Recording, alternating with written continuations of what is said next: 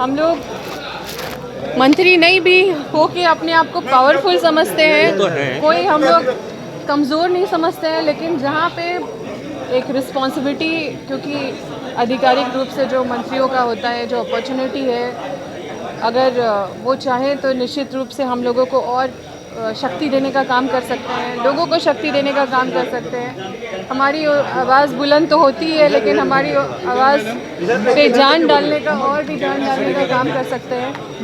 तो नाराज़गी तो रही है हम सबकी, और नाराज़गी इसीलिए रही है, देखिए आप अभी तक हम लोग जितना भी क्वेश्चन रेज़ करे हैं, उन सब चीज़ों पे जो आश्वासन मिला है जो हमारे संबंधित विभाग है, तो कहीं ना कहीं वो चीज़ों का स्लो चलना या फिर स्टूडेंट का इतना समस्या है। जेएसएससी पूरी तरह से मतलब आप देखें कि ऐसे ब्यूरोक्रेट को बैठा दिया जाता है, जिसका हम लोग शिकायत भी किए थे।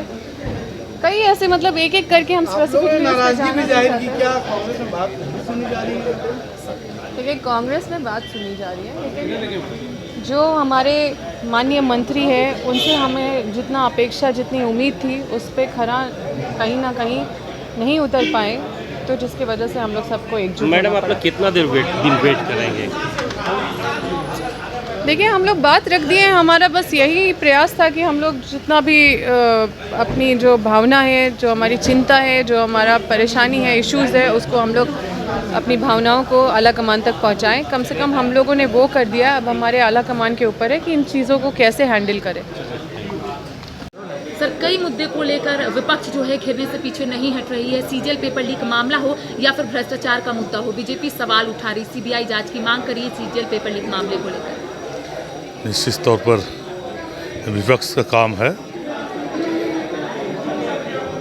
उन मुद्दों को लेकर हम कार्रवाई कर रहे हैं और कार्रवाई आगे बढ़ रही है।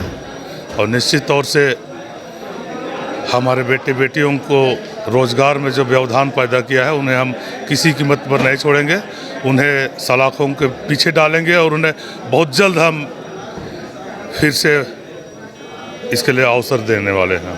ये भी कहा जा रहा है कि सरकार में सिर्फ भ्रष्टाचार हुआ है, इसको कैसे ले रहे हैं आप? सरकार ने 4 साल में जितना बेहतरीन काम किया है, भाजपा ने 15 साल में उतना नहीं कर दिखाया है।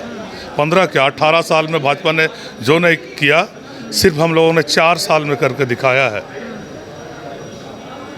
अपनी मांगों के साथ आप लोग सदन के अंदर जाइएगा। निश्चित तौर पर मेरे क्षेत्र का मांगों को लेकर हम भी सदन में मुखरता से रखेंगे।